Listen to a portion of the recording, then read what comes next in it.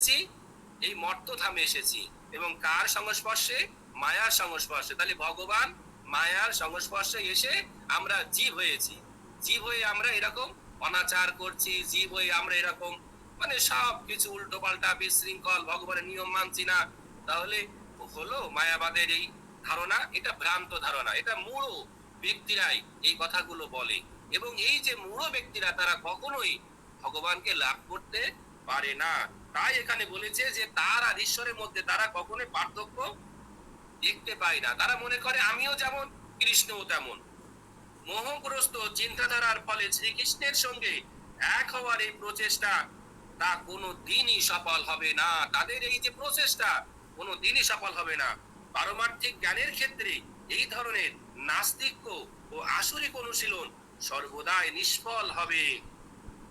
এবং এই যে চেষ্টাটা, এই যে প্রকাশানন্দ সরস্বতীর চেষ্টা এবং মায়াবাদ দর্শনের যে চেষ্টা, তাদের এটা এই চেষ্টাটা হলো আসরিক চেষ্টা, এই চেষ্টাটা হলো নাস্তিক্য চেষ্টা। এটি হচ্ছে এই শ্লোকের নির্দেশ। এই ধরনের লোকেদের দ্বারা বেদান্ত সূত্র, উপনিষদ আদি বৈদিক শাস্ত্র থেকে জ্ঞান অনুশীলন চিরকালে নিষ্ফল ও ব্যর্থ হবে।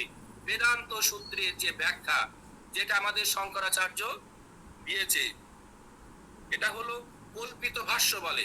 কিন্তু ব্যাসদেব, আমরা জানি যে বেদান্ত সূত্র কে লিখেছে? ব্যাসদেব লিখেছে।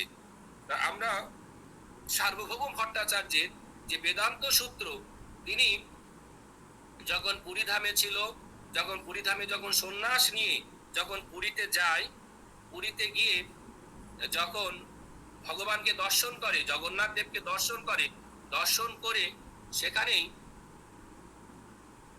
অষ্টসাত্ত্বিক বিকারে ভাবিত হয়ে পড়ে যায়। সেখান থেকে সার্বভৌম ভট্টাচার্য তার গৃহে নিয়ে যায়। গৃহে নিয়ে গিয়ে সেখানে 7 দিন ধরে বেদান্ত পাঠ করায় যে তুমি সন্ন্যাসী, তুমি এইরকম হরে কৃষ্ণ নাম করছো কেন? তোমার তো এখন বেশি বেশি করে বেদান্ত সূত্র অধ্যয়ন করতে হবে। তা উনি ওখানে বেদান্ত সূত্র 7 দিন ধরে পাঠ করে মহাপ্রভুকে শোনায়, কিন্তু মহাপ্রভু একটি কথাও বলে না। সে শুনতে হ্যাঁ হুঁ, সে শুনছে কি শুনছে না, কোনো রকমের কোনো কথা বলে না। অবশেষে 7 দিন পরে সার্বভৌম ভট্টাচার্য বলে, মহাপ্রভু আপনি কি কিছু বুঝতে পারছেন না? মহাপ্রভু উত্তর দেয় যে আমি সবকিছুই বুঝতে পারছি, কিন্তু শঙ্করাচার্যের যে ওই যে কল্পিত ভাষ্য, এইটা বুঝতে পারছি না।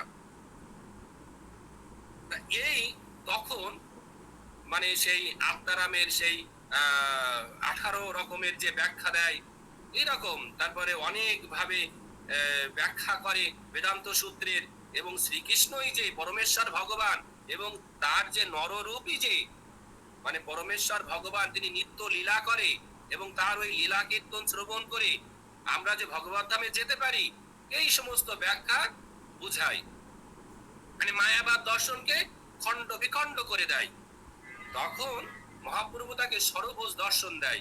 তারপরেই উপলব্ধি করতে পারে সার্বভৌম ভট্টাচার্য যে মহাপ্রভু হলো পরমেশ্বর ভগবান। এই কারণে এখানে বলা হয়েছে যে বেদান্ত সূত্র, এই যে সার্বভৌম ভট্টাচার্যের যে বেদান্ত সূত্র যে ব্যাখ্যা, সব কিছু নিষ্ফল হয়ে যেত যদি কিনা মহাপ্রভুর সঙ্গ লাভ না করত। তাহলে এই যে মূঢ় ব্যক্তিরাও যদি কিনা কোনো ভগবত ভক্ত বা কোনো সাধুর যদি কৃপা লাভ না করে, বিশেষ করে আমাদের ভগবানের চেয়ে আমাদের ভক্তের কৃপা লাভ করা খুব প্রয়োজন। যদি আমরা ভক্তের কৃপা পেতে পারি, তাহলে আমরা ভগবত ধামে যাওয়া আমাদের সহজ হবে। আমাদের